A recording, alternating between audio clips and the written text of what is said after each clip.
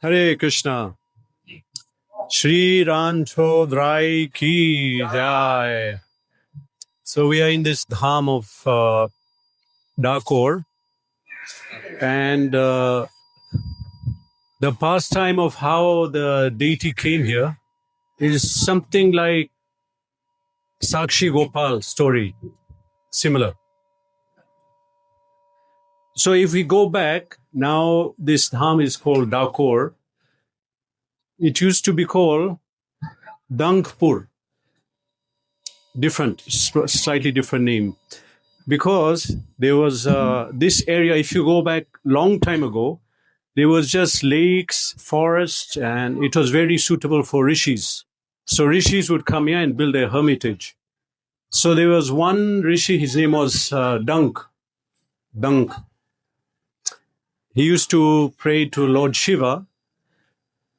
And once he pleased Lord Shiva, can everyone hear? I should talk louder. So he pleased Lord Shiva once, and Lord Shiva asked for a benediction from him. Ask him if he wants any benediction. So he said that you always remain in my hermitage.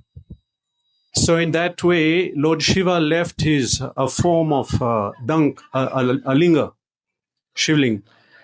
So then, over time, this place became famous for that, and that shivling was known as Dankeshwar, because Rishi's name was Dank. So Dankpur, it was famous. But some pastime happened later that this became a Vaishnav sthal. So what is that pastime? Now let's go back, long time back. So these records, they are not in our Shastra, they among the people.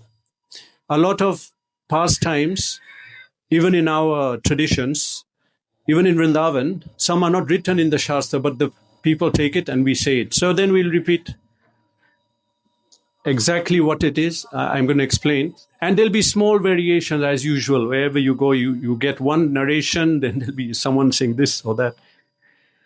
So it starts in the time when Krishna was manifest in Vrindavan here, when he was performing his pastimes. There was one personality known as Vijay Anand in the pastime. This is the narration, starting from here, how this deity came. So this personality, once on day of Holi, H-O-L-I, Holi, everyone was worshipping Krishna in Vrindavan at that time when Krishna was manifest. He did not worship. His wife also worshipped. Everyone worshipped. So then Krishna came in the form of his friend to his house and told him, let's go and play Holi. So they were playing Holi, but in course of that time, while they were playing, it's some long narration, then he found out this is not his friend, this is Krishna. Then Krishna asked him, why didn't you come today? Then he felt very guilty, he felt very bad. So then he said that, how can I atone? Then Krishna said, I will come again in a different form, and you will take birth again 4,200 years from now. He gave some year. And we'll meet again. Okay, so now that personality, Vijayanand, took birth with the name Bodana in a Kshatriya family. And his wife was Gangabai. But she was also his wife in the Krishna Lila. So Bodhana was a great devotee of Krishna, Dwarkadhish Krishna. He used to go from here walking to Dwarka. He had a Tulasi plant. He used to take the Tulasi and worship Krishna in Dwarka, Dwarkadhish, with the Tulasi leaves. So he was doing that continuously until age 72. And he was 72. It was getting very difficult. Still he did it. So Krishna was very pleased. Dwarkadhish Krishna, Dwarka, was already established, the deity. So he was very pleased with his worship. And he said, you don't have to come now. You're very old. He said, no, I must come. This is my duty. So he said, next time you come, you bring a cart, bullock cart, and take me back with you. Then if you're here, you don't have to, if I'm here, you don't have to come. He said, okay. So next time, at quite a late age, he came with the bullock cart. Then when he reached the temple, the Brahmin is asking, why did you bring this bullock cart? He was very honest. He said, I came to take Dwarkadhish. They looked at the cart. It was very old, very worn out, and he was an old man. They thought, it's not true. But anyway, they locked up the deity and the temple properly. Then at night, Krishna, Dwarkadhish, broke all the locks, came out and told Bodhana, let's go. So now, of course, he was very old. So he tell him, you just lie down, I'll drive. So the picture you see, he is lying down, a deity is driving the cart. So he drove the cart until they reached a place which, if we have time, when we go back, we'll see. I'm not sure if. There was a neem tree, and they said, let's rest here. If that place is still there, we can see it. So they rested under that, and the tree which they rested, that neem tree, one particular branch, they said, it's not bitter. I couldn't understand what they meant by that.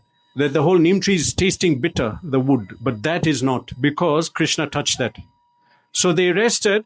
Next morning, they continued, and they came into this place. So when he arrived, immediately there in Dwarka, they opened the temple door and they saw deity is not there. Immediately they understood that person who came. So they came very fast. So now he got afraid. Bodhana. Krishna says, don't worry. Put me here, this lake. There. You say where that temple is. He hid him there. And when the Brahmanas come, you take a pot of curd and try to pacify them. So they came, they were very angry, and he was speaking with them, but they shot arrow and killed him. So even after that, they were very upset. And they wanted, and of course, then they got the deity. But when they shot that arrow, from the place they buried the deity, it became red. Because even the deity, some blood came out. So they took out the deity, but they were very upset. It's some transcendental pastime. That they said that Krishna, why did you come here? You should go back. And they fasted. They said, we are not going back. So they were also devotees of Krishna. So Krishna said, okay. He told Gangabai, the wife of Bodhana, that you tell them, they told her, we'll take equal amount of gold for the deity if you don't give the deity. Do you remember when we came out of the temple? I don't know, some of you saw on the right, there was a balance scale. So that's the actual balance they used. They put it, because that's not a long time. This happened just few hundred years ago, this pastime.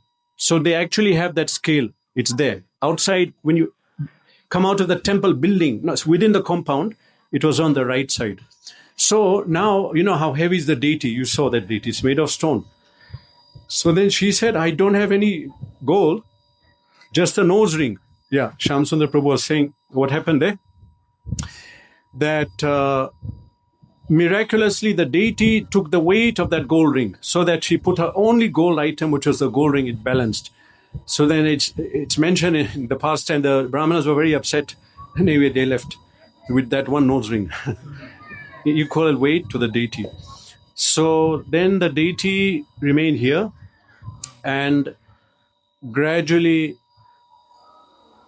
in 18th century, they built a big temple. After the temple, we went to one building just outside. That is Bodhana's house. Actually, I didn't come here last time. He showed first time. That is the house of Bodhana, who brought the deity. Oh, rather, deity brought him. So that was his house, and his samadhi is there. That body is there. So deity is in a temple which is supposed to be traditional Gujarati architecture. What we see now was built 1770 something, this architecture. As we enter the main door, there was a balcony you would not have seen, but that's where the bhajan happens, kirtan party, you can say. As soon as you enter, it's on top, like at the back. On the top like this, you enter the gate, it's at the and then you go upstairs, the deity is there. The deity is Krishna, Dwarka Krishna. But they are saying there's one thing different here, that he also has a flute. So it's not Dwarka Krishna in mature state. It just when he entered, came to Dwarka. So it said in the pastimes I was reading that he's still very, he's not the mature Krishna who was ruling. He just came from Mathura. So he had the flute. So they worship him with the flute. At the same time, he has Shankha Chakra, Gada. Then Padma, the hand, bottom right hand is in Abhaya Mudra like this. And here there's a Padma printed, that is giving shelter to his devotees. If you see the deity, if you're facing the deity, on the right side, Hare Krishna. Hare Krishna. Hare Krishna. On the right side of the deity, there's a door. That door is where, just in front of the altar. Whoever comes to worship the deity has to go to the door, then it comes to a shower. They take a shower, then they enter the altar.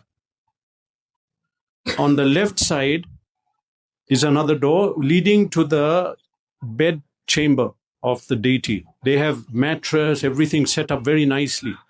They put the deity to sleep. What's that? Resting at night, yeah. Yeah, main deity. It's mentioned. So, some other just pastime actually. Yeah, this is pastime.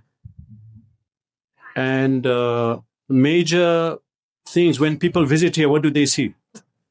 Temple, then the tree under which the deity rested, which is, I think, 14 minutes from here when we go back. And that place, there's a footprint of the deity. That was where the deity was hidden. That one. And another thing is the scales, where they measure the deity with the gold. These are the major things. This is called Gomti Lake. Also Dwarka Temple. It's Gomti River.